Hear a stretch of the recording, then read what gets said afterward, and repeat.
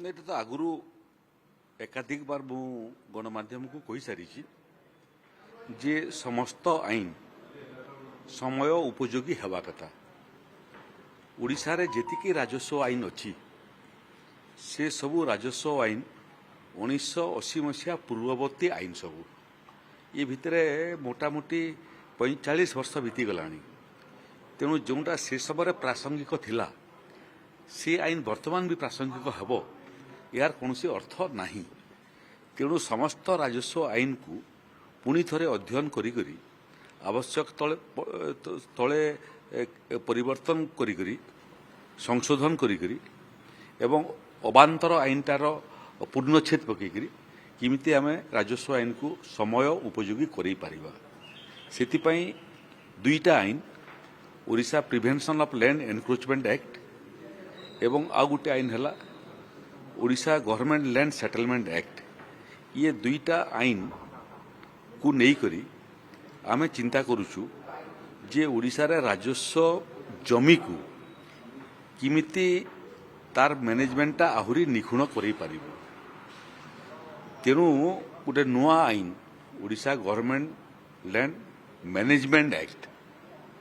रो draft proposal प्रस्तुत होता। से ड्राफ्ट प्रपोजल रे प्रकृत रे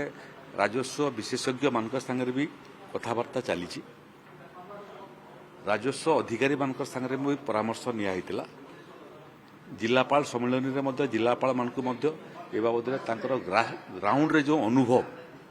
से जो संशोधन आवश्यकता से अनुभव कर परामर्श आम लोड़ी। आज राजस्व विभाग अधिकारी मान राजस्व कमिशनर एसीएस रेवेन्यू एवं डेवलपमेंट कमिशनर लॉ सेक्रेटरी एवं किछि राजस्व आईन रे अभ्यस्त थिबा वकील तांको संगे आज कथबार्ता होईछि एवं तार व्यापक चर्चा आलोचना होईछि। एबे से ड्राफ्ट प्रपोजल टाको आमे पूर्णांग सेप देबु एवं राजस्व विभाग से प्रस्तावटा मो पाखकू इन प्रिंसिपल एप्रुवाल पे आसीबो। इन प्रिंसिपल एप्रुवाल इठू नला परे ताकू आमे आहुरी गोटे मास ओपन पब्लिकेशन करिबू वेबसाइट रे जाकू देखिला परे जो माने स्टेक होल्डर अछंती कि जो माने विशेषज्ञ अछंती से माने मध्य ताकर परामर्श ताकर ऑब्जेक्शन ताकर सजेशन दी पारिबे। गणतंत्र को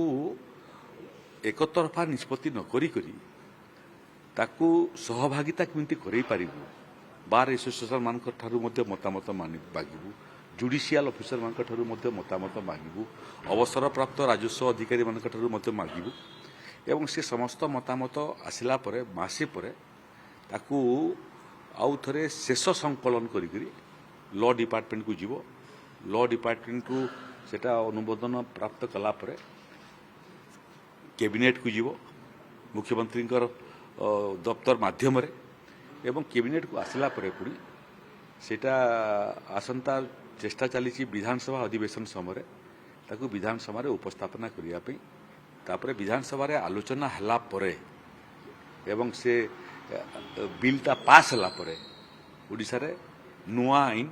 Odisha government land management act कार्यक्षम हबो। तेणु आज मोटामोटी फाउंडेशन हो गला तापरे गुटे गुटे सोपान आम आगू जीवु प्रयास करूँ आगामी बजेट अधिवेशन बेलू विधानसभा उपस्थापना करी समस्त मतामत नहीं सहमति आधार रे ओडिशार राजस्व जमी को विभिन्न उन्नयन काम व्यक्तिर उन्नयन काम भूमिहीन लोक को देवा ठू आरंभ करी विभिन्न डिपार्टमेंट को जमी देवा बाबद विभिन्न इन्वेस्टर को जमी देवा बाबद एवं जमीर सुविनियोग करने बाबद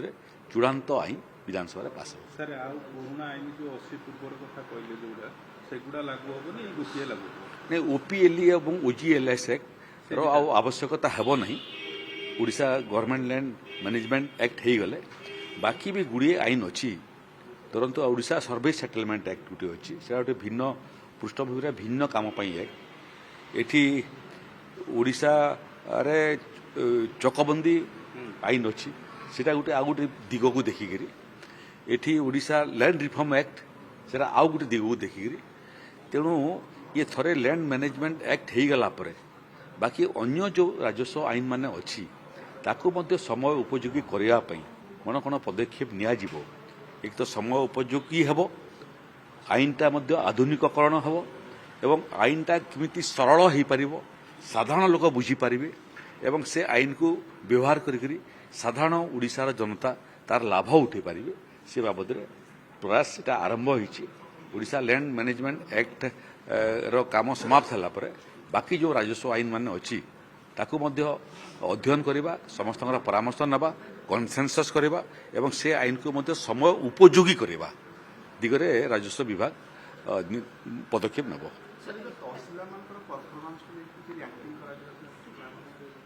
সেটা তো অলরেডি চালিছে যে কাম আমি দিয়েছু সে কাম রাজস্ব বিভাগের অধিকারী মানে প্রত্যেক দিন কেতে কাম করছেন তার ইয়াস্টিক মধ্যে দিয়েছি গোটে আরআই পাই গোটিয়ে দিন কেতটা কলম টু করেকশন করিব কেতটা কাস্ট সার্টিফিকেট র তদন্ত করিব সব ইয়াস্টিক অছি টাইমস লাইন অছি টাইমস লাইন ভিতরে নকলে দণ্ডিত হবার মধ্যে প্রোভিজন অছি এবং প্রত্যেক দিন রাজস্ব অধিকারী যে কাম করছেন তার রিপোর্ট কলেক্টরଙ୍କ ମାଧ୍ୟମରେ ଆମେ ସଂଗ୍ରହ ମଧ୍ୟ କରୁଛୁ ସମୀକ୍ଷା ମଧ୍ୟ କରୁଛୁ ଯେଉଁ ଜାଗାରେ ଟିକେ ତ୍ରୁଟି ବିଚ୍ୟୁତି ହେଉଛି ସେଠି ତାଗିଦା ମଧ୍ୟ କରୁଛୁ ଆଉ ସେମାନଙ୍କୁ ସଂଶୋଧନ କରିବା ପାଇଁ ଆହୁରି କାର୍ଯ୍ୟକର କରିବା ପାଇଁ ପ୍ରୟାସ କରୁଛୁ ଇଏ 1.5 ବର୍ଷ ଭିତରେ କିନ୍ତୁ ଗୋଟିଏ କଥା ନିଶ୍ଚିତ ଯେ ରାଜସ୍ୱ ବିଭାଗର ସେବା ପ୍ରଦାନ କ୍ଷେତ୍ରରେ ଏବଂ ଟ୍ରାନ୍ସପାରେନ୍ସି ଆଣିବା ପାଇଁ ଗୁଡ଼ିଏ ଦିଗରେ ରାଜସ୍ୱ ବିଭାଗ ସଫଳ ହୋଇଛି କିନ୍ତୁ ଲମ୍ବା ରାସ୍ତା ଅତିକ୍ରାନ୍ତ କରିବା ପାଇଁ ଆହୁରି ନୂଆ ନୂଆ ଯୋଜନା ମାନେ ମଧ୍ୟ ଆମେ ପ୍ରସ୍ତୁତ କରୁଛୁ ସମସ୍ତଙ୍କର ସହଯୋଗରେ ଗୋଟେ ବିଭାଗ କେମିତି ସମ୍ପୂର୍ଣ୍ଣ ଭାବରେ ସମର୍ପିତ ହୋଇପାରିବ ଲୋକଙ୍କର ସେବାରେ ସେ ଦିଗରେ ରାଜସ୍ୱ ବିଭାଗ କାମ କରୁଛି।